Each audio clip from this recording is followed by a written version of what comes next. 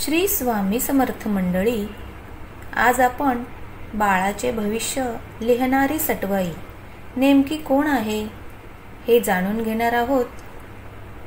बाळ जन्माला आल्यानंतर 5व्या दिवशी सटवाईची पूजा केली जाते. सटवाई ही बाळाचे भविष्य लिहिते असं जुनं लोक म्हणतात.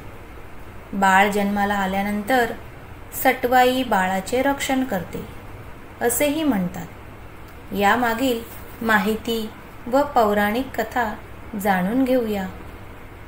सटवाईची पूजा बाथरूममध्ये केली जाते. यानंतर एक रिकामा कागद व पेन या पूजेमध्ये ठेवले जाते.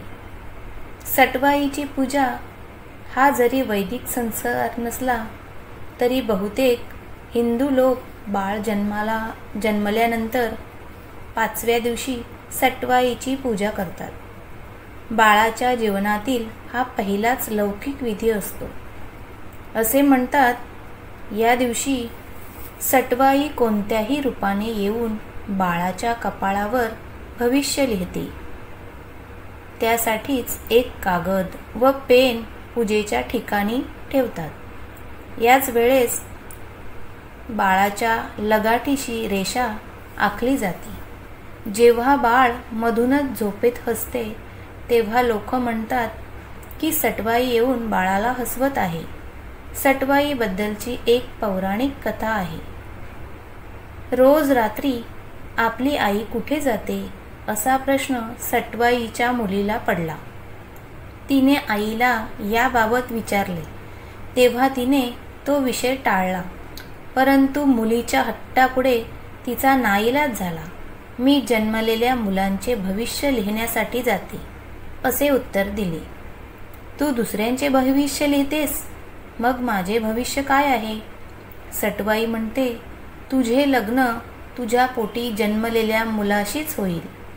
हे ऐकल्यानंतर लग्नच न करण्याचा निर्णय ती मुलगी घेते. काही दिवसांनी एक राजपुत्र तिच्या झोपडीजवळ नदी किनारी पाणी पिण्यासाठी येतो. योगायोगाने राजपुत्राने चूळ भरून थुंकलेले पाणी तिच्या पिण्यात येते. त्यामुळे तिला दिवस जातात. कालांतराने तिला मूळ झाल्यानंतर ती जंगलात टाकून देते. ते मूळ एका राजाच्या हाती लागते. तो त्या मुलाचे संगोपन व पालनपोषण करतो. तो मुलगा मोठा झाल्यानंतर शिकारीसाठी एके दिवशी जंगलात जातो. तिथे त्याला माहीत नसलेली आई भेटते. तो तिच्या प्रेमात पडतो. आपणास झालेला मुलगा आपण टाकून दिल्यामुळे आपल्या आईचे म्हणजेच सटवाईचे भविष्य खोटे ठरेल असे समजून ती त्या युवकाच्या प्रेमाला प्रतिसाद देते. दोघांचे लग्न ठरते. परंतु मूल टाकताना त्याच्या भोवती गुंडाळलेले कपडे युवकाने जपून ठेवलेले असते. ते कापड पाहिल्यानंतर आपल्यालाच मुलाशी लग्न ठरल्याचे तिच्या लक्षात आले.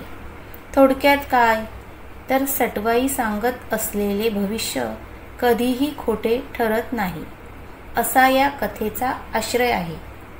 श्री स्वामी समर्थ.